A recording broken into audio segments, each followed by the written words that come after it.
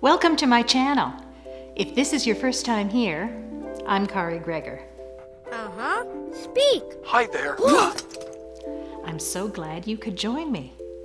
Today, I'm making plant-based cheddar cheese. It slices, it shreds, it tastes so good you won't believe it's vegan, and it has no added oil. Let's get into it. You're going to need 2.5 cups of raw, unsalted cashews.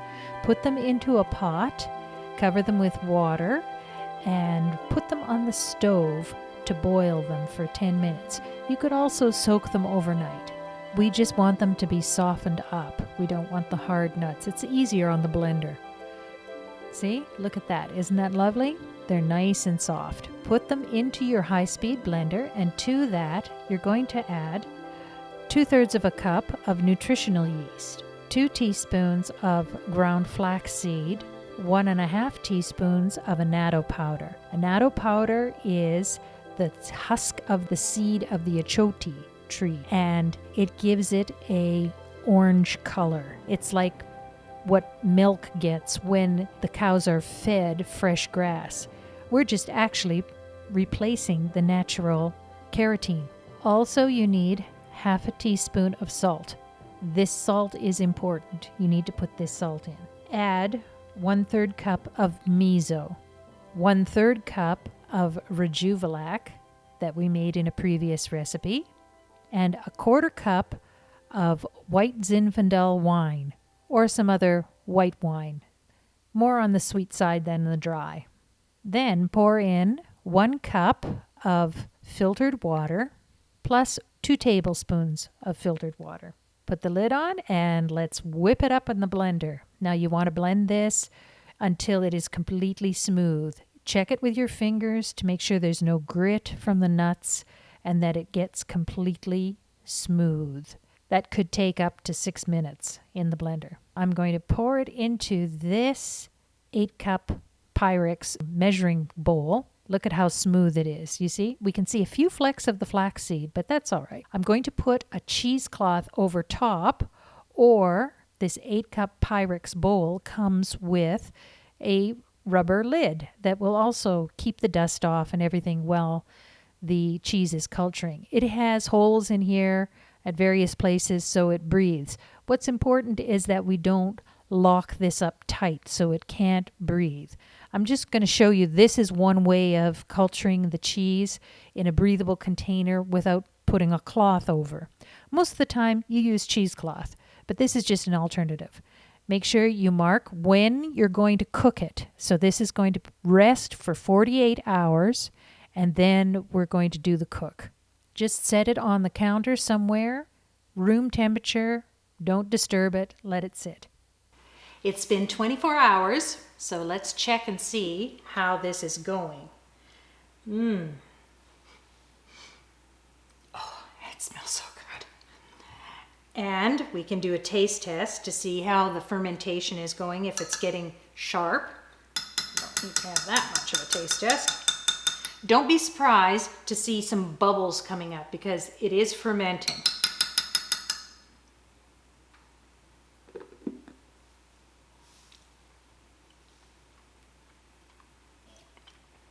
Oh, I could just sit here and eat this bowl.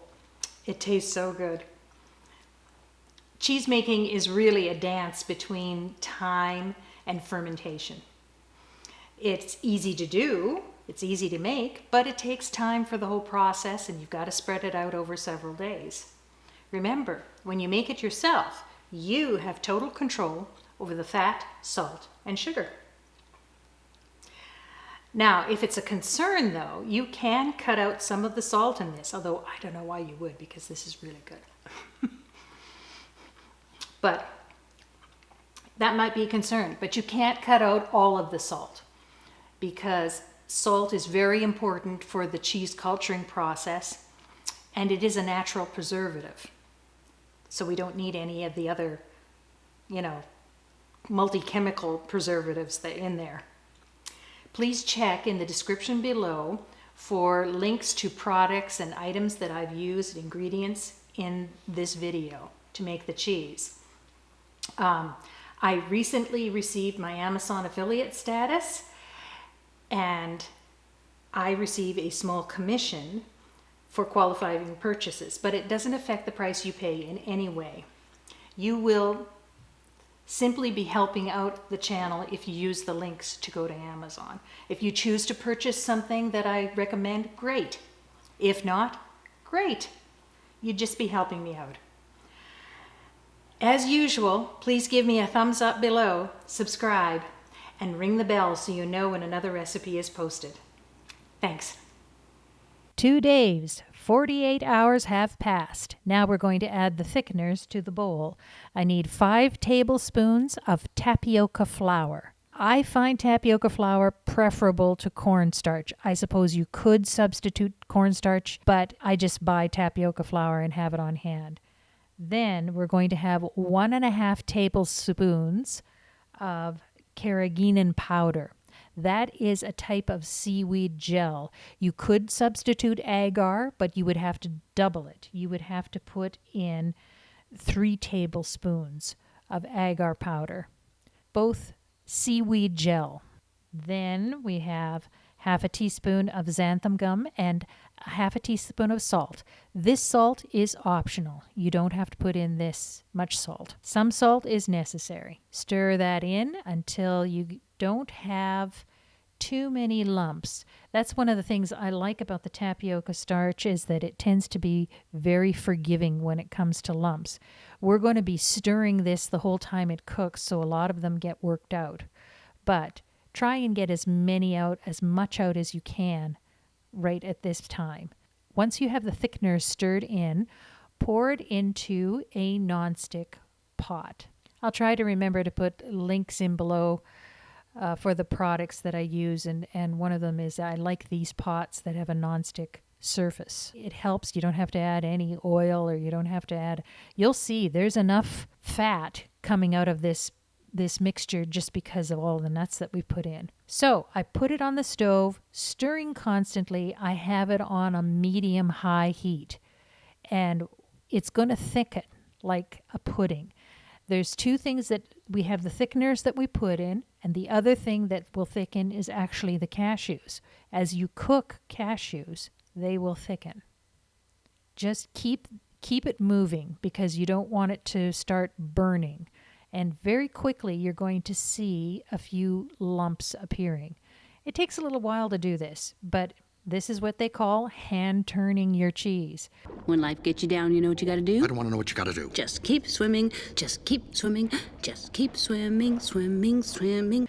Now, you see there's a few lumps forming, and we just keep it moving, keep it moving. It thickens up to a point where I start folding it over.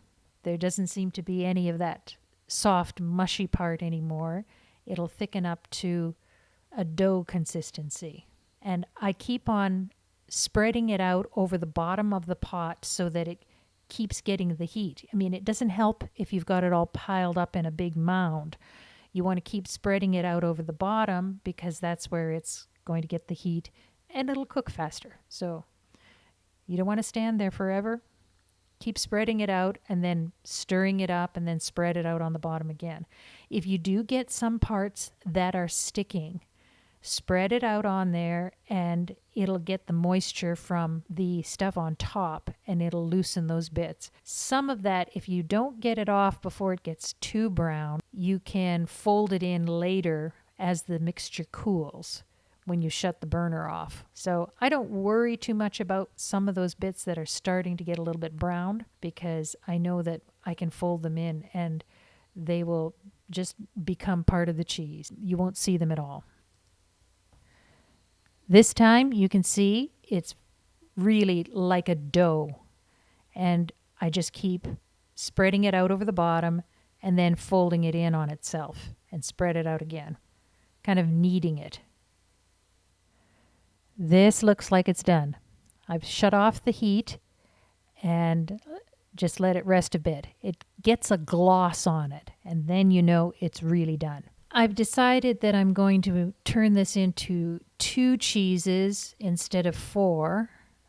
Normally this would be enough to make 4 7-ounce size cheeses, but I'm going to make 2 14, 15-ounce size, so almost a pound worth of cheese. This means I have my scale and I'm measuring to hit the halfway mark between all of the cheese. So it's just kind of back and forth.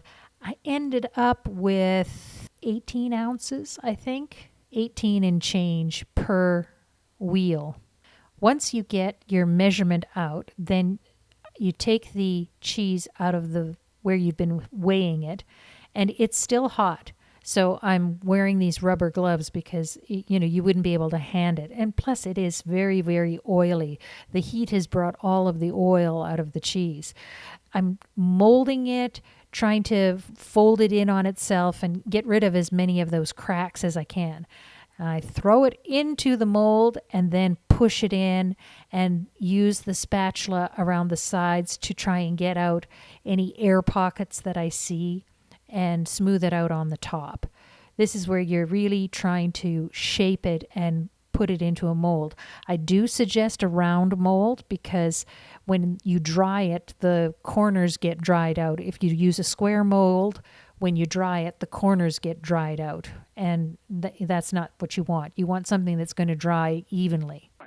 Hi-Fi is really a square. No. You mean like 4 corners?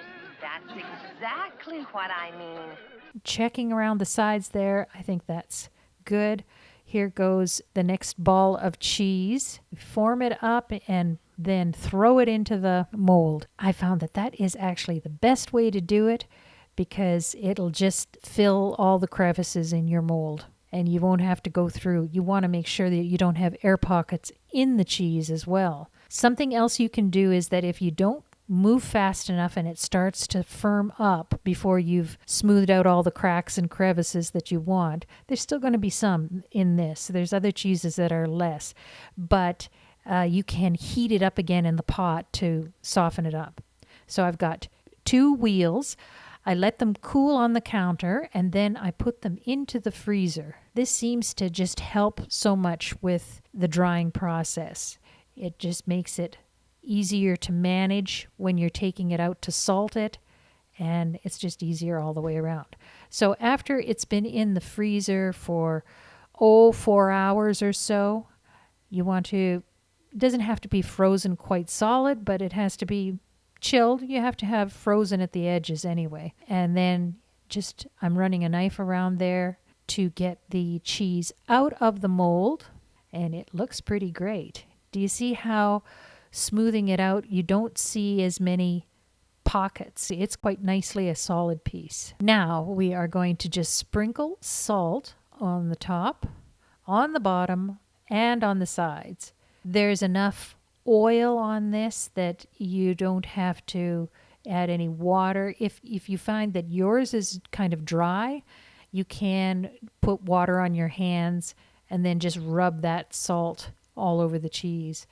I just sprinkle it on, then take your hands and kind of rub it around and make sure that everything is covered with salt. This is important because this is what prevents the cheese from going moldy as it dries. And I'll put it on the rack. It's going to be ready to go. Downstairs I have a closet that I kind of use as a cheese cave. So I just do the same thing with the second one. Get it out of the mold and salt the top, salt the bottom, salt it all the way around, and put it onto a rack. You can set it onto wax paper or parchment paper or something, but I find it best if you do have some kind of a baking rack that this gets up off of something so that the air gets underneath. And we kind of have a crust on the bottom, which was the top of the mold, where it dried. So that's the side I'm putting down first. There, these cheeses are ready to go into the cheese cave. It's really just a closet in my basement. Look at all that cheddar. I put a little fan in there You want to keep them room temperature or below. Ideally around 50, 55 is great with a little bit of humidity, and you could let them sit in there for 10 days. The next day, turn them over. So this is like roughly 24 hours later. Turn them over and then let them sit in the closet again. And the next day or 2 days later, turn them over again. You can see they are drying. And don't worry about those cracks. The cracks will disappear because the moisture from the center of the cheese will come out to the surface and the whole thing will balance out. It'll equalize with the moisture. Right now, we have a lot of cracks and we have a rind because the surface of the cheese is drier than the center. You can turn them every day or every other day, and you can see some of the oil dripping out of it underneath in the catching tray. They're nice and snug. Just shut the light off on them and let them dry. Now, the next day, I think we're about 5 days in here. I have lost count. Yes, you do see more of the oil dripping out from the cashews. Can you imagine how much these would be so oily if you actually put coconut oil in them or something? Anyway, about 5 days in, I'm suspecting this is dry enough. And sure enough, we are down to 14.5 ounces. So that lost about 4 ounces per wheel in drying. That should be about right. Look at that. I'm putting him into these larger plastic bags, and I'm going to put them into my vacuum packing machine. I'll see if I can find one of them on Amazon. Oh, there's quite a bit of oil there. Okay, turn my vac packet on, and I'll just show you how I do this. Tuck all of the plastic inside. This is really nice for vacuum packing cheeses or whatever else you want to have preserved. You can also just simply wrap these in plastic, but I'm showing you my process. The camera doesn't know where to focus here. It can't tell. Okay, we let it go. I'm vacuum packing it for about 30 seconds. And then it seals. It's so nice. It's so nice to have this. I'm so glad that we bought it for the cheese business, but now I've got it for other things. What are you guys working on? Oh, we're making nano vacuum tubes. Oh, it's interesting. And there we go. See, if you wrap it up tightly, it sort of pulls those cracks in the cheese together. So that's what you want to do. Wrap it up in some saran wrap or something and wrap it up as tightly as you can. Don't worry about the cracks. The cracks will smooth out in part as the cheese rests in the refrigerator or even in the freezer. I'm putting these in the freezer because my refrigerator broke, so the repairman's going to be coming to fix it. So I'm just going to freeze these for now. I took it out of the freezer, defrosted it, and look at that lovely cheddar cheese. The cheese will be served when I want it served, and I want it served now. Doesn't this look impressive? Look at that. Oh, it's so beautiful. Nobody's cut into it yet. I'm going to give myself a little sliver of cheese. Oh, there we go. Look at that. Wow.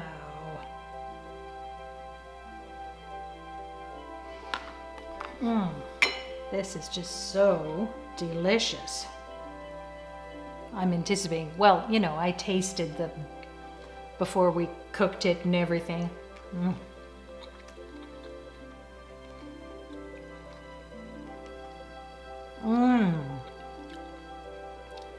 That is a sweet cheddar, sweet mild cheddar. I don't even want a cracker. Just eat this straight.